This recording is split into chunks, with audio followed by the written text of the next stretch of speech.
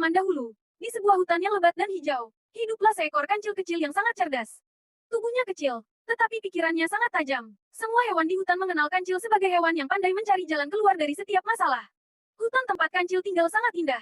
Pohon-pohon besar tumbuh tinggi menjulang. Burung-burung berkicau setiap pagi. Sungai jernih mengalir membelah hutan. Di sana hidup banyak hewan seperti gajah, rusa, monyet, kura-kura, dan buaya.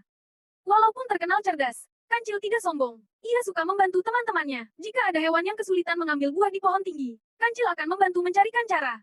Jika ada yang bertengkar, kancil mencoba mendamaikan mereka. Suatu pagi yang cerah, kancil berjalan-jalan mencari makanan. Ia sudah berkeliling hutan sejak pagi, tetapi belum menemukan buah atau daun segar untuk dimakan. Aduh, perutku lapar sekali. Saat berjalan lebih jauh, tiba-tiba kancil mencium aroma mentimun yang segar. Ia mengikuti aroma itu hingga sampai di dekat sebuah kebun mentimun milik petani. Kebun itu berada di seberang sungai besar. Mentimun di kebun itu tampak hijau, besar, dan segar. Kancil menelan ludah melihatnya. Wah, mentimun itu pasti enak sekali. Kata kancil senang. Namun, ada masalah besar. Sungai yang harus diseberangi sangat dalam dan penuh buaya lapar. Buaya-buaya itu terkenal galak dan suka memangsa hewan kecil yang lewat. Kancil mondar-mandir di tepi sungai sambil berpikir.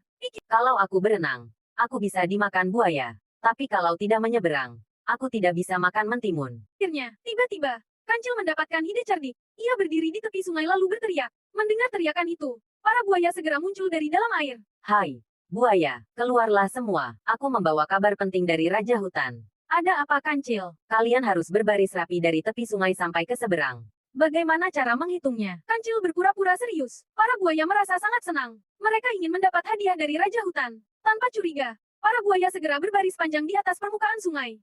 Kancil tersenyum diam-diam. Kancil melompat ke punggung buaya pertama, katanya. Lalu ia melompat ke buaya kedua. Nah, sekarang aku akan mulai menghitung. 1. Begitu seterusnya sampai ia berhasil mencapai tepi sungai seberang. Sesampainya di sana, kancil tertawa kecil. Para buaya baru sadar bahwa mereka telah ditipu. Namun kancil sudah berlari cepat menuju kebun mentimun. Terima kasih, buaya. Karena kalian, aku bisa menyeberang sungai.